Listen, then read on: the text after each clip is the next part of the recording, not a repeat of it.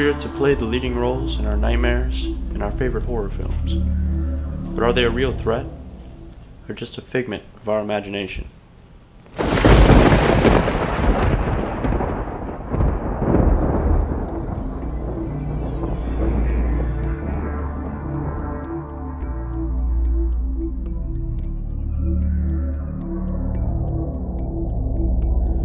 So I think if we're gonna be talking about like spirits and stuff like that, the best place to start first is like a philosophical point of view.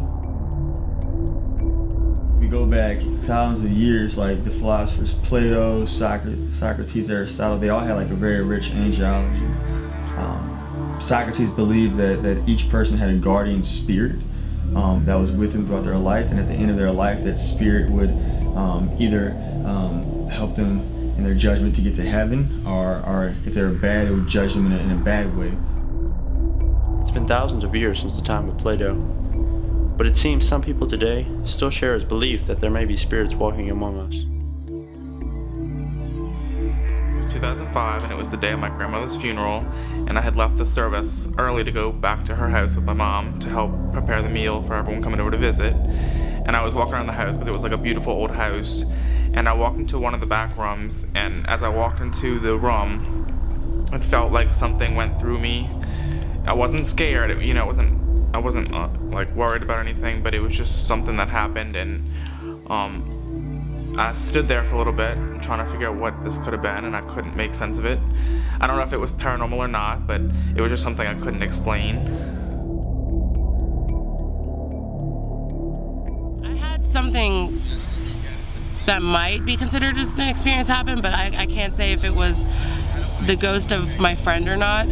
There was one occasion where my friend and I had been talking about a grief psychology course that she took, and when I got home, I had started to think of I had a friend that passed away, and I started to think of that friend, and I looked at the bulletin board where I had his funeral program, and I felt a hand on my shoulder.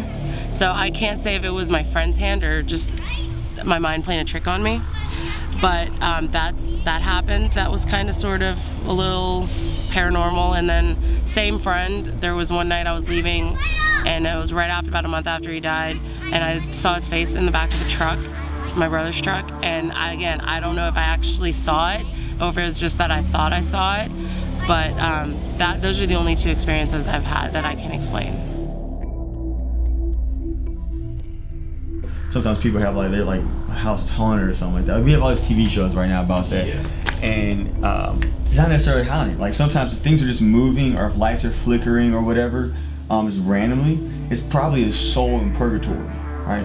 Asking for prayers. Because see, when we die, we all have to go through this phase. We're either gonna go to heaven or hell, right? And if you're going to heaven, there's a state called purgatory. It's not like a third place people go. Purgatory just means being purged of our vices. So sometimes people who are in purgatory will move things around the house, not break, not cause chaos, but move things because they just want prayers, because they want to become the saints that they're called to be.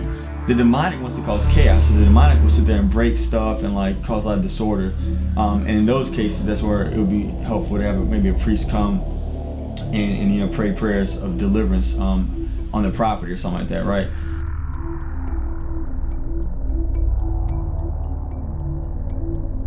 Although many people may testify to this supernatural sensation, this alone is not enough. Most people will need to see the real thing before they make the switch from skeptic to true believer.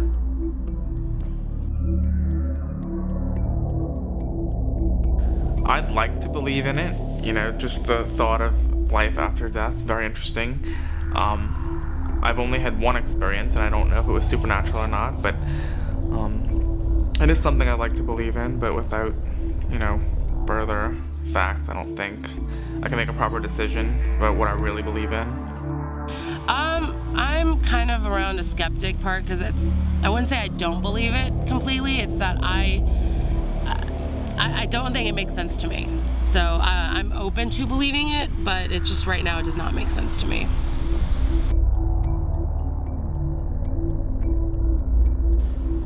If these spirits are in fact real, it seems they can have a major effect on our lives. But there is also the reality that these spirits are nothing more than the product of our imaginations running wild.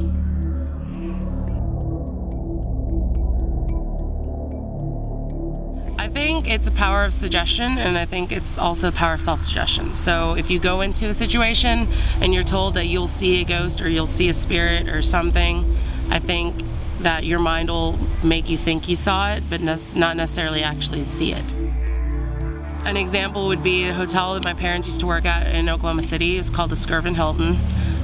It's apparently, 14th floor is apparently haunted with the ghost of somebody who killed themselves there. My mother used to work room service, so she would go all over the hotel, and she knew of the stories. She never saw anything, never saw a single ghost. Other people have claimed they saw it, but I think it goes back to the whole they were expecting to see it, so they thought they saw it. And I think it all has to do with the fact that their minds played a trick on them, because they went into the hotel expecting to see a ghost because they were told, hey, this place is haunted, or you'll see a ghost here, or, whatever.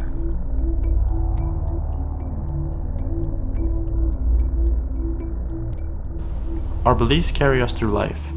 They fuel our ambitions and have the potential to change our lives. Some follow reason and logic in order to determine their reality, while others hold firmly to their beliefs to guide them. Some will remain skeptical in their beliefs and will need physical evidence to sway them in one direction or the other. But no matter what you believe, the paranormal really is a strange subject to wrap the mind around. But sometimes, isn't it the strangest things that turn out to be true?